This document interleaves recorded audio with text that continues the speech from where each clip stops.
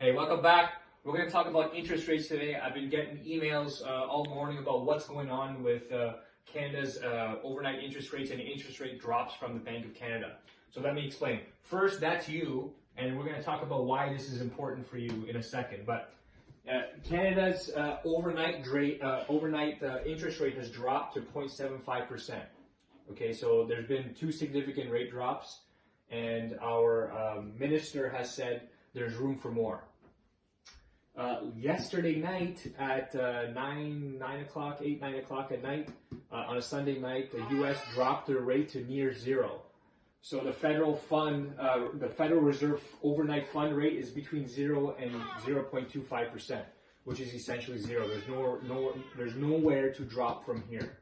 So all this is being spurred on by obviously the coronavirus we're experiencing, and they're worried that banks will stop lending, so they want to keep the lending they do to banks going, so the banks can lend to us. So by doing this, they're making the funds cheaper for the banks to use, so the banks can make it cheaper for us, and we can all keep lending. Okay, the idea, this was done, the last time this happened in Canada was in the 2008-2009 financial crisis, and along with steady banking practices, this kind of pulled us out of the recovery, and we've been okay since. We didn't really feel the same recession that the U.S. felt, but this kind of kept us going for a long time. And rates have slowly increased since then, but they are back down. Now, what does this all mean to you? All this fancy jargon. So, Canadian mortgage rates dropped. There was a 0.5% drop in the prime rate last week, and they just made a second drop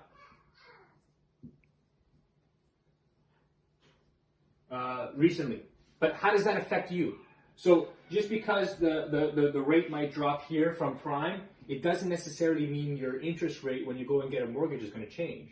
So on the first rate drop, mortgage rates actually came down. So RBC, TD, Scotiabank, BMO, all the big banks dropped their fixed and variable rates. On the second drop, they did not. Actually, rates increased.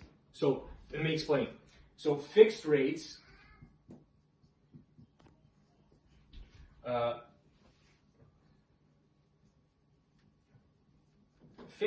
have either stayed the same or increased slightly. Just because Canada drops their prime rate, the banks are not obligated to drop their rates they offer you.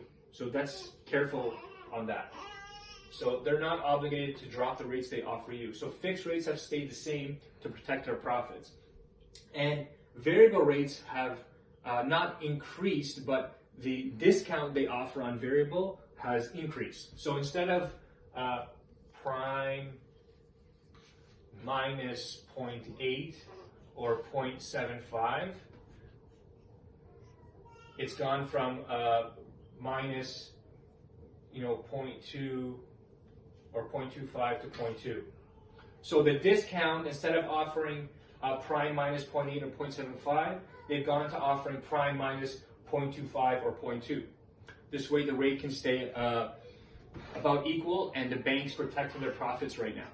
So if you see further decreases, it doesn't mean that rates would immediately decrease or change from the banks that are offering you mortgages. I know that sounds confusing.